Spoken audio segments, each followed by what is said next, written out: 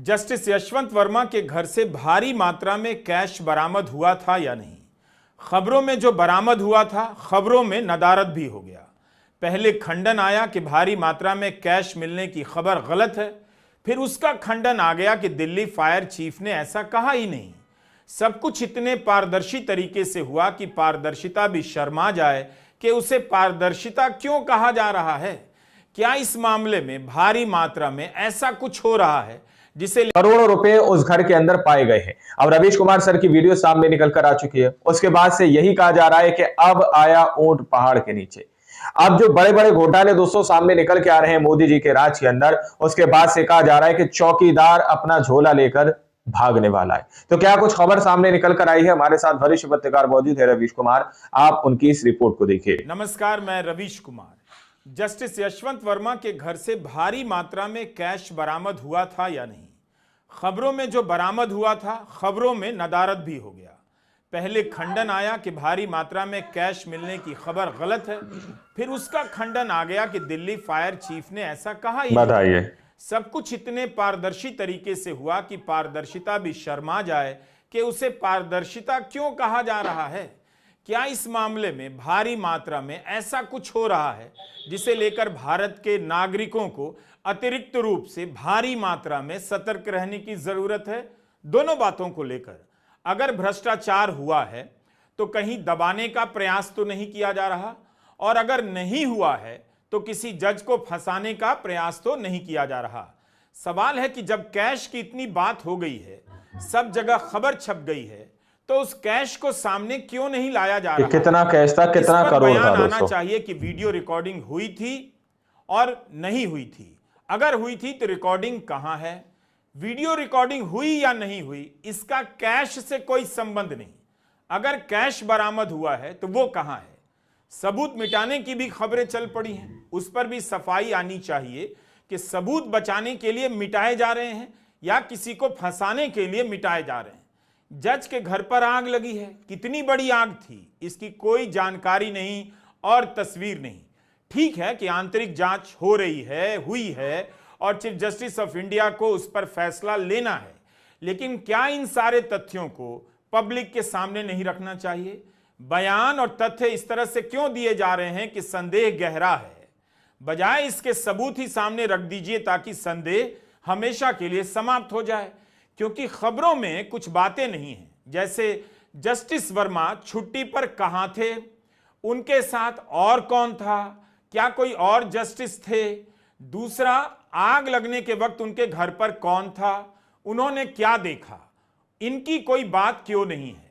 उम्मीद है आप इस वीडियो को अंतिम मात्रा तक देखेंगे, यानी जब तक समाप्त नहीं हो जाता। सीट बेल्ट कस लीजिए, क्योंकि भारी मात्रा में बरामद कैश को दबाने या अफवाह बताने के इस प्रसंग को लेकर भारी मात्रा में सवाल उठने लगे। इसलिए हमें भी भारी मात्रा में दूसरी बार लंबा वीडियो बनाना पड़ रहा है। 21 मार्च के टाइम्स ऑफ इंडिया में इसकी खबर सबसे पहले छपी थी।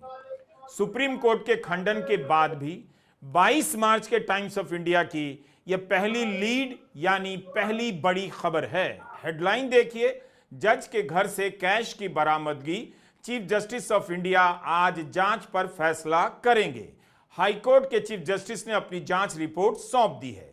इस खबर की पहली लाइन इसी तरह से शुरू होती है कि दिल्ली हाईकोर्ट के जस्टिस वर्मा का इलाहाबाद हाईकोर्ट में तबादले के फैसले के अगले दिन भारत के प्रधान न्यायाधीश संजीव खन्ना ने दिल्ली हाईकोर्ट के चीफ जस्टिस DK उपाध्याय से जांच रिपोर्ट प्राप्त की। जस्टिस वर्मा ने शुक्रवार को कोर्ट का संचालन नहीं किया, लेकिन इसी टाइम्स ऑफ इंडिया की पहली खबर के ठीक बगल में छपी यह खबर भी देखिए। लिखा है 2018 में जस्टिस यशवंत वर्मा का नाम CBI की एक FIR में आया। CBI के अलावा ED के ECIR में भी आया। यूपी के गाजियाबाद के सिंभावली चीनी मिल द्वारा कथित रूप से बैंक फ्रॉड का यह मामला था। 2012 से पहले का मामला है। अक्टूबर 2014 में इलाहाबाद हाईकोर्ट में जज बनाए जाने से पहले जस्टिस वर्मा इसी चीनी मिल के गैर कार्यकारी निदेशक थे। ओरिएंटल बैंक ऑफ कॉमर्स ने इस चीनी मिल को 150 करोड़ रुपए का लोन दिया, ताकि किसानों की मदद की जा सके, मगर मिल ने कथित रूप से फ्रॉड किया। एफआईआर बैंक की तरफ से कराई गई थी। 2014 में जज बनने के बाद जस्टिस वर्मा ने निदेशक के पद से इस्तीफा दे दिया, लेकिन सीबीआई की एफआईआर में जस्टिस वर्मा को 10 निदेशकों में से एक के रूप में नामित किया गया। हिंदुस्तान टाइम्स की श्रुति कक्कड़ ने अपनी रिपोर्ट में लिखा है कि सीबीआई को जब आभास हुआ कि वर्मा न्यायाधीश बन चुके थे और 2014 में निदेशक के पद से इस्तीफा दे चुके थे, वर्मा का नाम एफआईआर से हटा दिया गया। मार्च 2024 में सुप्रीम कोर्ट ने इस मामले में इलाहाबाद हाई कोर्ट के सीबीआई जांच के निर्देश को पलट दिया।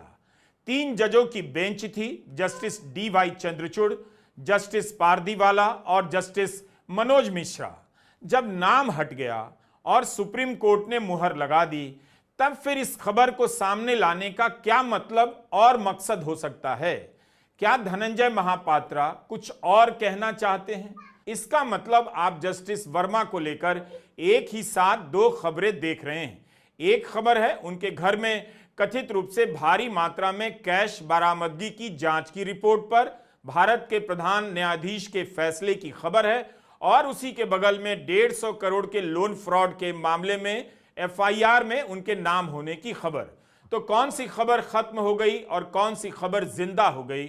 दूसरी खबर चीनी मिल वाली इस वक्त क्यों सामने लाई जा रही है? यह सब सवाल सबके सामने होना चाहिए। ये सवाल बहुत ज्यादा महत्वपूर्ण और बहुत जरूरी भी है। रिपोर्ट कवर करने वाले टाइम्स ऑफ इंडिया के पुराने पत्रकार हैं। वे कोर्ट की प्रेस रिलीज की इस लाइन को रेखांकित करते हैं और सवाल करते हैं कि कोर्ट ने लिखा है कि सूचना मिलने पर दिल्ली हाई कोर्ट ने आंतरिक जांच शुरू कर दी।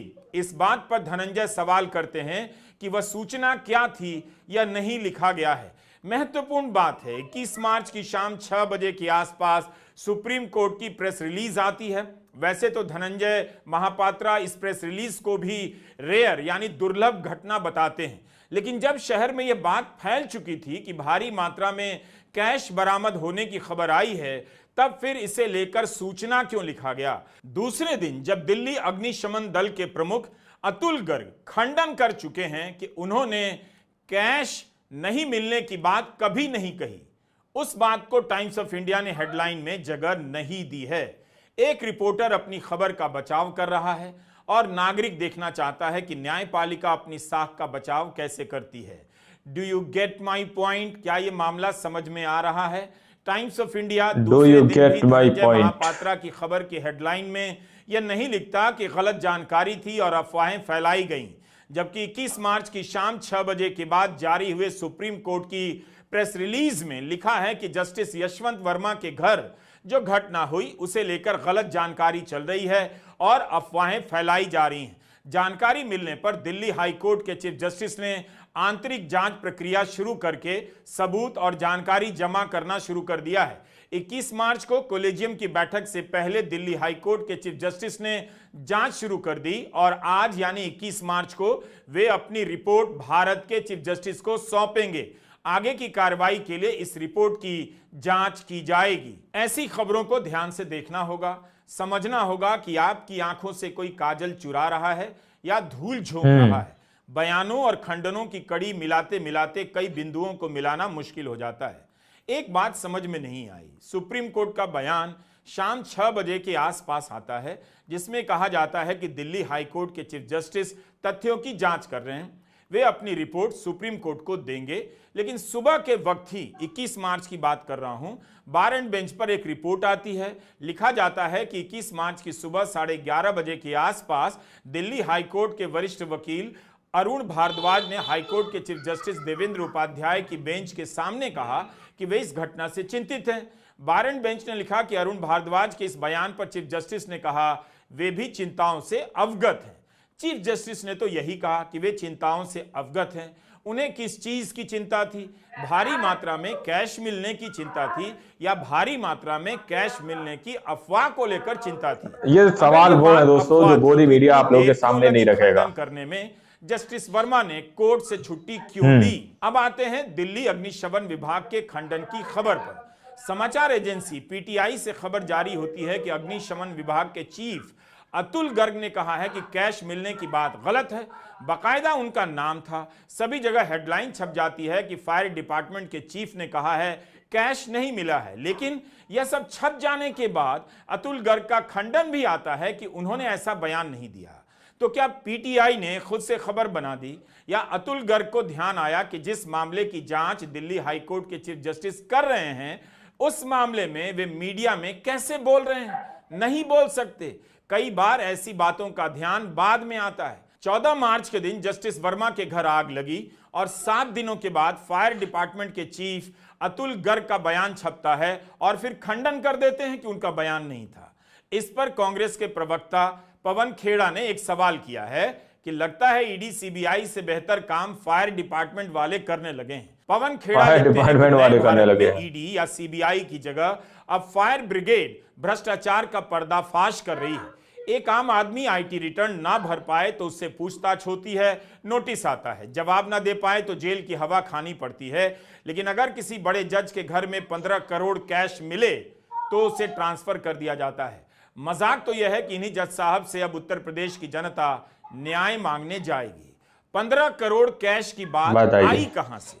सुप्रीम कोर्ट की प्रेस रिलीज में राशि की बात नहीं है, 15 करोड़ नहीं लिखा है और यह भी नहीं लिखा है कि पैसा मिला है। सिर्फ यह लिखा है कि सूचना मिली है, उस पर जांच हो रही है। यह बात फिर कहां से आ गई कि 15 करोड़ की राशि है? क्योंकि इलाहाबाद हाई कोर्ट के बार एसोसिएशन की तरफ से बाकायदा प्रेस रिलीज जारी कर दी गई और उसमें तो आप लोगों ने इस वीडियो को शुरू से आखिर तक देखा। वीडियो के अंदर साफ तौर पर बात की गई है कि किस तरह से जज साहब के घर से तकरीबन 15 करोड़ की बात इस वीडियो के अंदर कही गई है। धर्मेंद्र सिंह की रिपोर्ट मैंने आप लोगों को दिखाई थी, उसके अंदर 150 करोड़ की बात कही गई थी। पहले तो यह कहा जा रहा था कि कोई पैसा वहां से बरामद नहीं किया गया, ना ही कोई पैसा दिया गया। और वहां पर जो है जले हुए नोट के टुकड़े भी मिले हैं, जले हुए पैसे भी मिले हैं दोस्तों। तो तस्वीरें बहुत कुछ क्लियर कर रही हैं और ये सब हो रहा है मोदी राज के अंदर, मोदी सरकार के अंदर दोस्तों। क्योंकि जिस तरह की तस्वीरें सामने निकल के आ रही हैं उसके बाद से काफी सवाल खड़े किए जा रहे हैं। कभी किसी चीज को प्राइवेट कर दिया जा रहा है, कभी किसी विभाग को प्राइवेट कर दिया जा रहा है, कभी किसी बैंक को प्राइवेट कर दिया जा रहा है। तो क्या इसको देखकर यह कहा जा सकता है कि जिस तरह से लूटना है मिल बांट कर लूट लो देश को, जिस तरह से लूटना है मिल बांट कर लूट लो गरीबों को दोस्तों। और इस पर दंगाई मीडिया खामोशी से बैठकर चुप्पी साधा हुआ है, वो किसी भी तरह से इस पर बात करने के लिए तैयार नहीं है।